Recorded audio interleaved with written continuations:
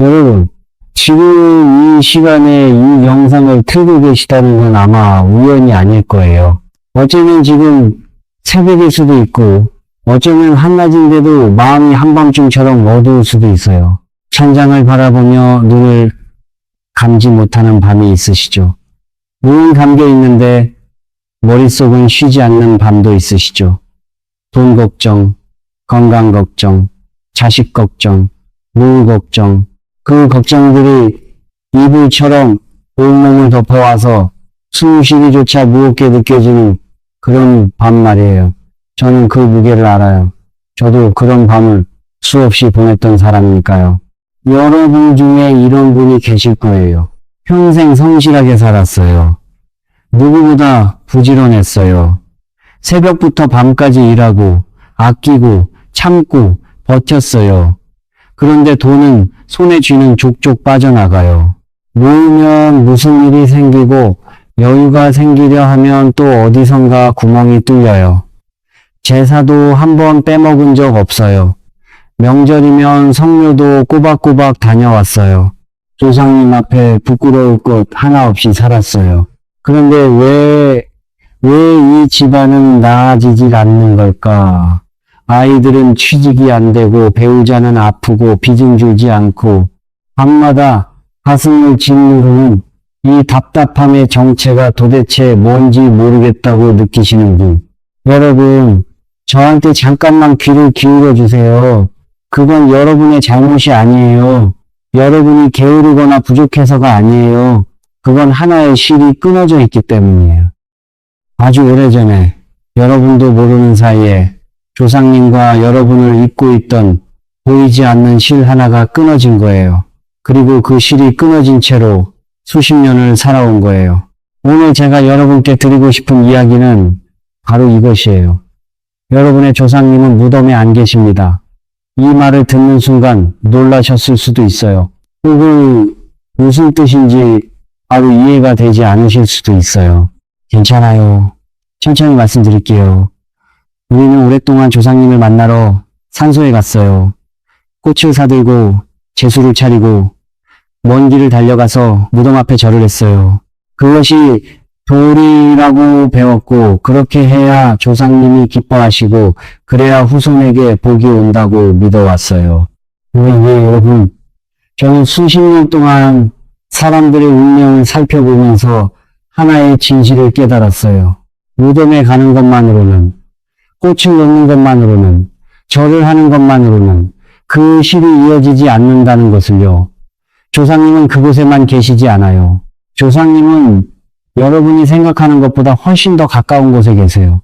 그리고 그분들은 지금 이 순간에도 여러분을 기다리고 계세요. 여러분이 제대로 된 방법으로, 제대로 된 시간에 진심을 담아 부르기만 하면 그 끊어진 실이 다시 이어져요. 그리고 그 실이 이어지는 순간 막혀있던 조상복과 돈복이 한꺼번에 열리기 시작해요. 돈 한 푼 들지 않아요. 특별한 물건도 필요 없어요. 새벽 4시, 3마디 말, 30일의 꾸준함, 이것이 전부예요. 이것은 제가 젊은 시절 황철 스님의 가르침 속에서 배운 것이에요. 스님께서는 이 가르침을 아무에게나 전하지 않으셨어요. 준비된 사람에게만, 진심으로 간절한 사람에게만 조용히 전하셨어요. 오늘 저는 그 가르침을 여러분께 전하려고 해요. 아무 조건 없이 있는 그대로 전해드릴게요. 부디 끝까지 함께 해주세요. 그러면 먼저 이 질문부터 시작할게요. 조상님은 정말 어디에 계실까요? 우리가 산소에 가서 만나는 것은 조상님의 육신이 머무는 자리예요. 뼈와 흙이 섞인 그곳은 분명 소중한 장소이지만 그것이 조상님의 전부는 아니에요. 제가 오랜 세월 깨달은 바로는 조상님은 세 곳에 머물고 계세요. 첫째, 여러분의 핏줄 안에 계세요. 지금 이 순간 여러분의 혈관을 흐르는 피 한 방울 한 방울 속에 조상님의 기운이 살아있어요. 여러분이 숨을 쉬는 것 자체가 조상님이 살아계시다는 증거예요. 여러분의 얼굴에, 손 모양에, 목소리에, 성격에, 심지어 잠버릇에까지 조상님의 흔적이 새겨져 있어요. 그러니까 조상님을 만나러 멀리 갈 필요가 없어요. 거울을 보세요. 거기에 조상님이 계세요. 둘째, 새벽 공기 속에 계세요. 하루 중에서 음의 기운과 양의 기운이 교차하는 시간이 있어요. 밤의 기운이 물러가고 낮의 기운이 아직 차오르지 않은 그 사이, 새벽 4시에서 5시 사이가 바로 그 시간이에요. 이때 두세 개의 경계가 가장 얇아져요. 조상님의 기운이 이쪽 세계로 가장 가까이 다가올 수 있는 시간이에요. 성철 스님께서는 이 시간을 하늘의 문이 살짝 열리는 시간이라고 부르셨어요.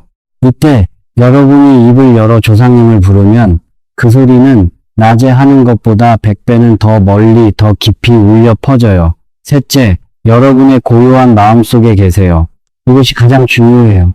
여러분의 마음이 걱정과 분노와 원망으로 가득 차 있으면 조상님이 다가오고 싶어도 다가올 수가 없어요. 마치 라디오 주파수가 맞지 않으면 아무리 좋은 방송이 나와도 들을 수 없는 것 같아요.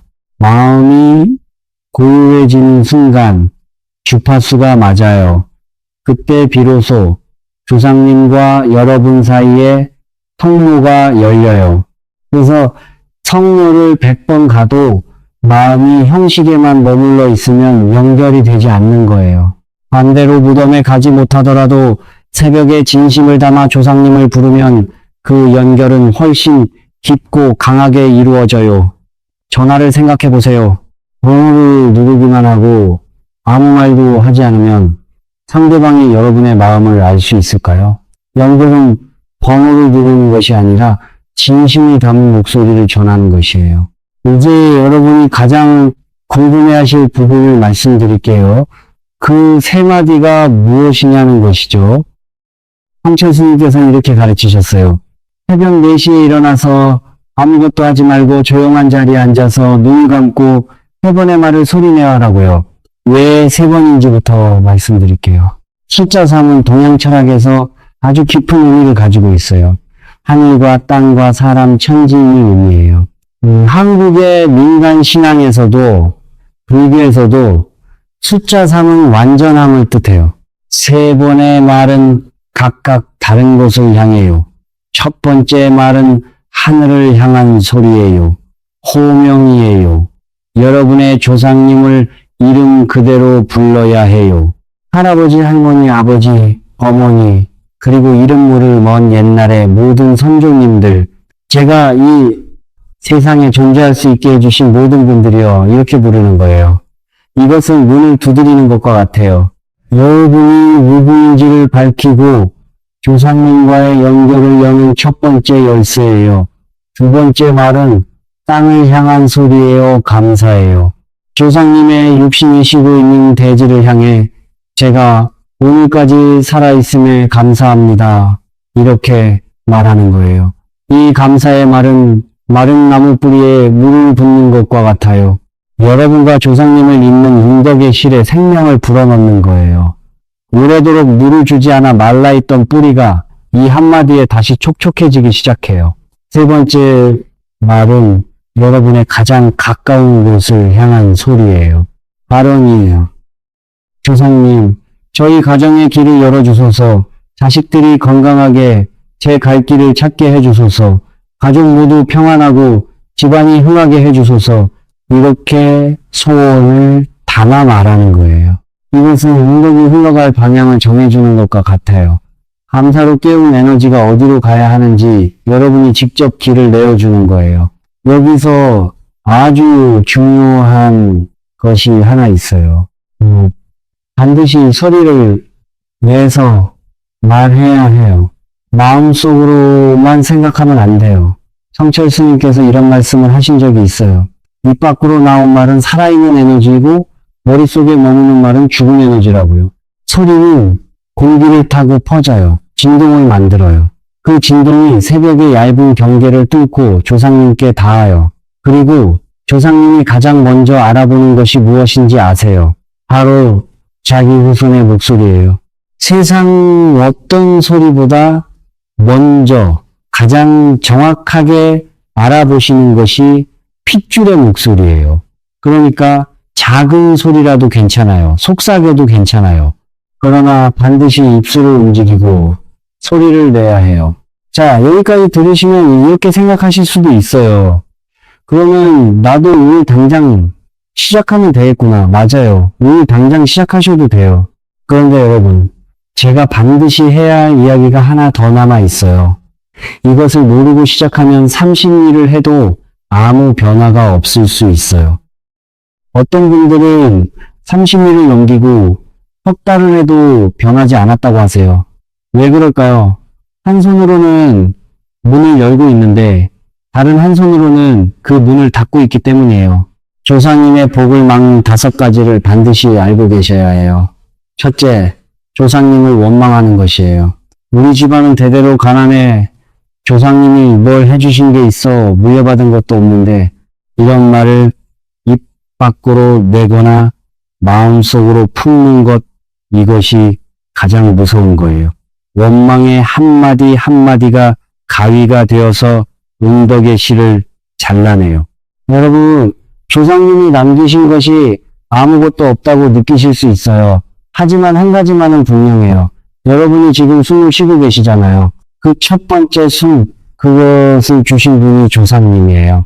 그것 하나만으로도 원망은 내려놓을 수 있어요.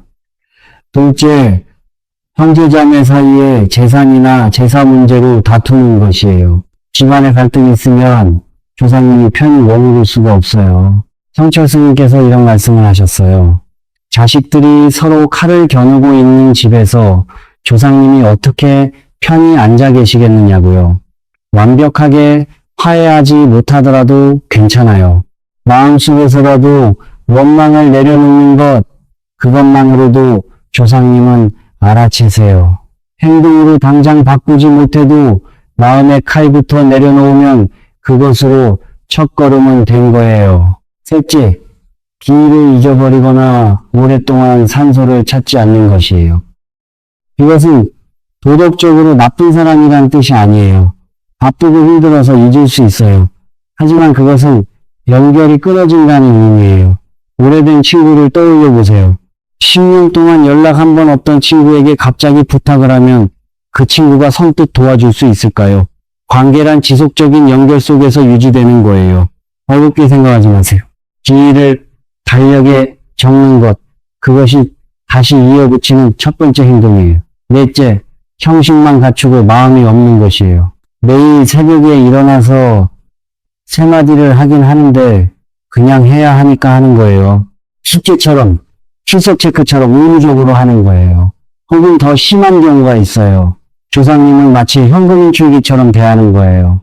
주세요, 주세요, 주세요. 감사는 없고 요구만 있는 거예요. 여러분, 1분이면 돼요.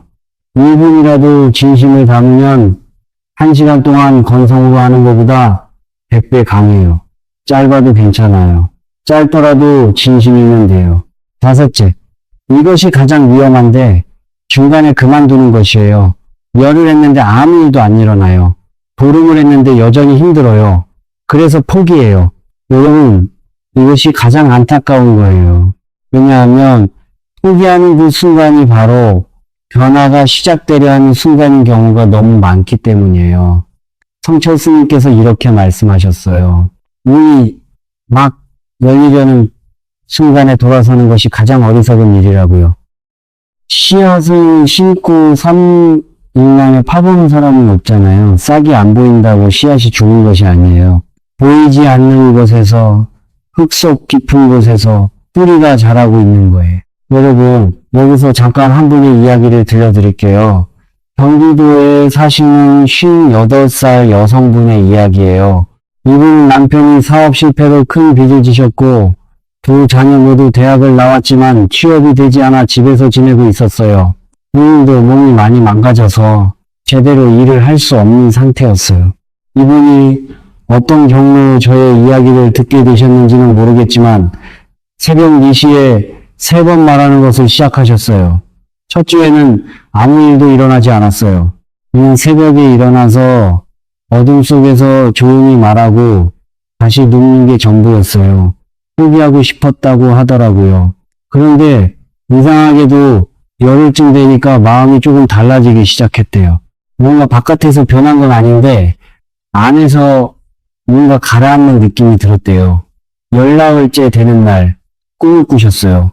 돌아가신 시어머니가 꿈에 나타나셨는데 아무 말씀 없이 그냥 웃고 계셨대요. 그리고 손을 내미셨대요. 그 꿈을 꾸고 일어났을 때 이유를 알 수 없는 편안함이 온몸에 퍼져 있었다고 해요. 20이틀째 되는 날 아들에게 전화가 왔어요. 어디선가 면접 제안이 들어온 거예요. 본인이 지원한 기억이 가물가물한 곳이었는데 갑자기 연락이 왔대요. 그리고 30일째 되는 날 남편의 오래된 지인이 연락을 해왔어요.